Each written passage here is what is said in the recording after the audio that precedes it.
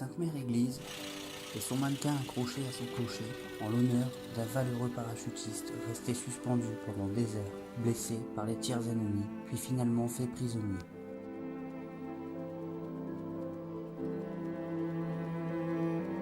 Cette petite commune qui surplombe la falaise de la plage de Utah Beach en Normandie a vu périr dans ses rues bon nombre de héros qui luttaient pour notre liberté. Aujourd'hui, c'est ici que se trouve l'un des plus beaux musées consacrés à la Seconde Guerre mondiale qu'il m'ait été donné de voir.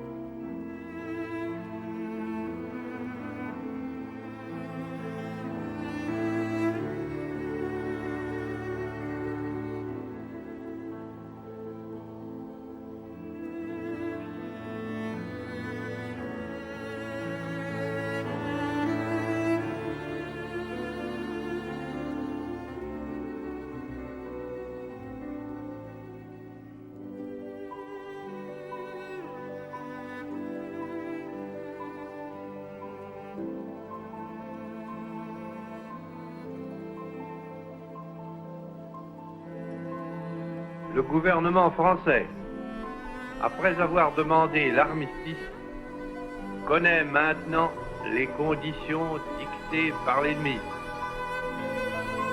Il résulte de ces conditions que les forces françaises de terre, de mer et de l'air seraient entièrement démobilisées, que nos armes seraient livrées, que le territoire français serait totalement occupé et que le gouvernement français tomberait sous la dépendance de l'Allemagne et de l'Italie.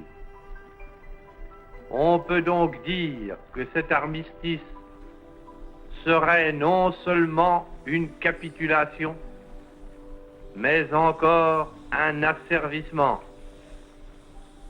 Or, beaucoup de Français n'acceptent pas la capitulation ni la servitude pour des raisons qui s'appellent l'honneur, le bon sens, l'intérêt supérieur de la patrie. Je dis l'honneur, car la France s'est engagée à ne déposer les armes que d'accord avec ses alliés. Tant que ses alliés continuent la guerre, son gouvernement n'a pas le droit de se rendre à l'ennemi.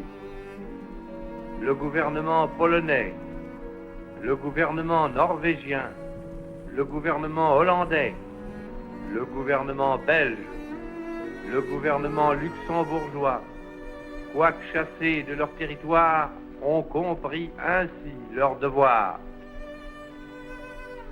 Je dis le bon sens, car il est absurde de considérer la lutte comme perdue. Oui, nous avons subi une grande défaite, un système militaire mauvais, les fautes commises dans la conduite des opérations, l'esprit d'abandon du gouvernement pendant ces derniers combats nous ont fait perdre la bataille de France.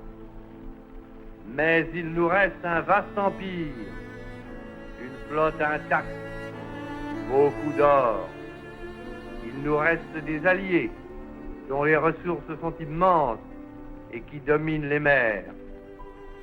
Il nous reste les gigantesques possibilités de l'industrie américaine, les mêmes conditions de la guerre qui nous ont fait battre par 5000 avions et 6000 chars peuvent nous donner demain la victoire par 20 000 chars et 20 000 avions.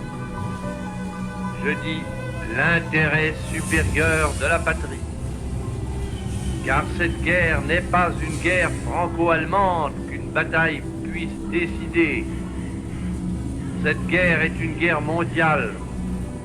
Nul ne peut prévoir si les peuples qui sont neutres aujourd'hui le resteront demain. Même les alliés de l'Allemagne resteront-ils toujours ses alliés? Si les forces de la liberté triomphent finalement de celles de la servitude, quel serait le destin d'une France qui se serait soumise à l'ennemi?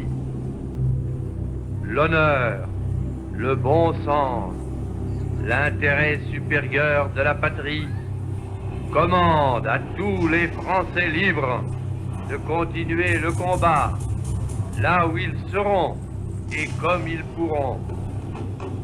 Il est par conséquent nécessaire de grouper partout où cela se peut une force française aussi grande que possible. Tout ce qui peut être réuni en fait d'éléments militaires français et de capacités françaises de production d'armement doit être organisé partout où il y en a. Moi, Général de Gaulle, j'entreprends ici, en Angleterre, cette tâche nationale. J'invite tous les militaires français des armées de terre, de mer et de l'air. J'invite les ingénieurs et les ouvriers français spécialistes de l'armement qui se trouvent en territoire britannique ou qui pourraient y parvenir à se réunir à moi. J'invite les chefs, les soldats, les marins, les aviateurs, des forces françaises de terre, de mer, de l'air, où qu'ils se trouvent actuellement, à se mettre en rapport avec moi. J'invite tous les Français qui veulent rester libres à m'écouter et à me suivre. Vive la France, libre dans l'honneur et dans l'indépendance.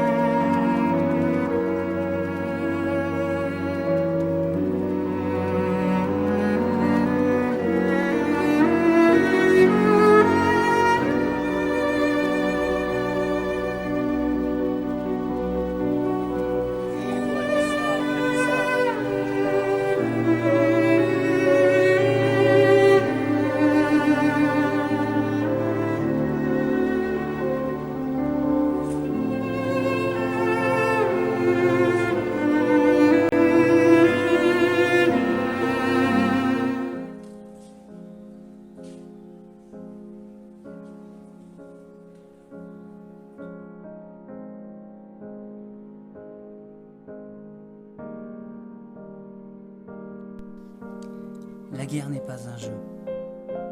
Des milliers de soldats, des civils, des hommes, des femmes, des enfants y ont laissé la vie. Des villes en partie rasées, des destins brisés. Pourquoi? Pour qui? Ils n'avaient rien demandé.